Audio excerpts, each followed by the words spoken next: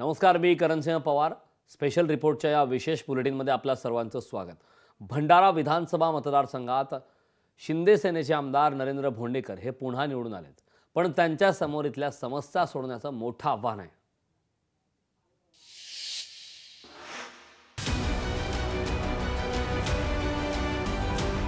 भंडारा पौनी विधानसभा मतदारसंघ नैसर्गिक साधन संपत्तीनं नटलेला मतदारसंघ आहे. इथून वैनगंगा नदी वाहते.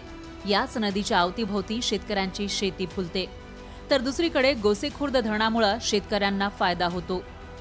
कोका अभयारण्य, उमरेड कऱ्हांडला अभयारण्य याच मतदारसंघात आहेत, पण अभयारण्याचा पाहिजे तसा विकास झालेला नाही.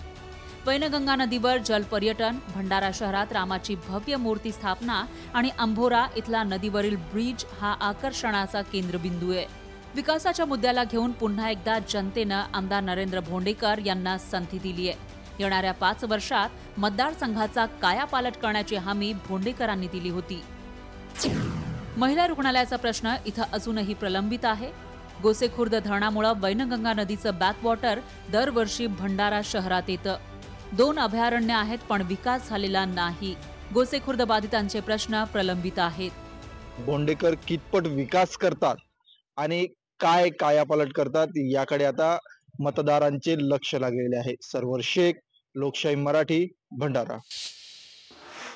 तुमसर विधानसभा मतदारसंघात अजित पवार यांच्या राष्ट्रवादीचे आमदार राजू कारेमोरेंना जनतेनं दुसऱ्यांदा संधी दिली. त्यामुळे आगामी 5 वर्षीय मतदारसंघाचा कायापालट करण्याची मोठी जबाबदारी आमदार राजू कारेमोरेंवर आहे. नेमकी कोणती आव्हानं या मतदारसंघामध्ये आहेत पाहूया.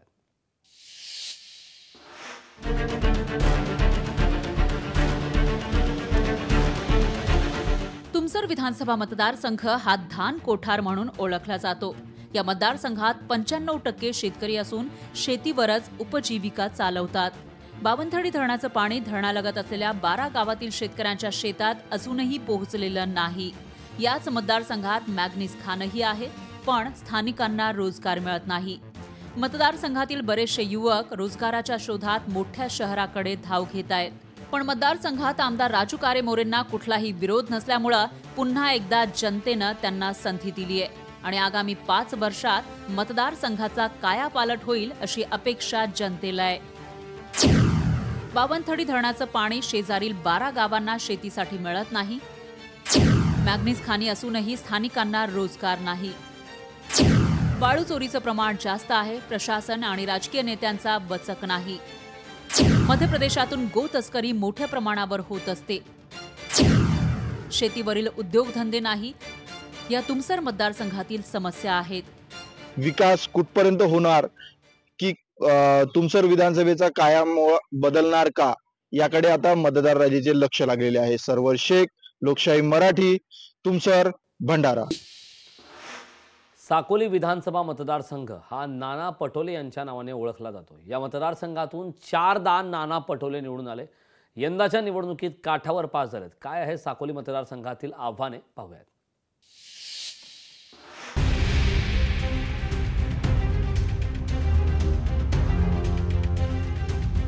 साकोली विधानसभा मतदारसंघात साकोली, लाखांदूर, लाखनी असे 3 तालुके मिळून एक मतदारसंघ तयार झालाय. या मतदारसंघात पाहिजे त्या प्रमाणात विकास झाला नाही. मतदारसंघातील रस्त्याची अत्यंत दयनीय अवस्था झाली. नाना पटोले हे मतदारसंघात फक्त लोकांच्या खांद्यावर हात मांडून गोड बोलतात असा आरोप करत विरोधकांनी या निवडणुकीत प्रचार केला होता. राज्याच्या राजकारणात वजन ठेवणारे नाना पटोले मात्र त्यांच्याच मतदारसंघात विकासापासून वंचित राहिलेत. आता तरी नाना पटोले हे मतदारसंघाकरिता काहीतरी विकास कामे करतील का याकडे मात्र सर्वांचं लक्ष लागलंय. साकोली मतदारसंघातील आव्हाने: भेल प्रकल्प अपूर्ण, चूलबंद प्रकल्पाचे पाणी शेतकऱ्यांना मिळत नाही, शासकीय कृषी महाविद्यालय अद्यापपर्यंत नाही, नागझिरा पर्यटन स्थळ असून सुद्धा विकासापासून कोसो दूर, लाखांदूर तालुक्यामध्ये असलेली कायनाईट सारखी खाण बंद.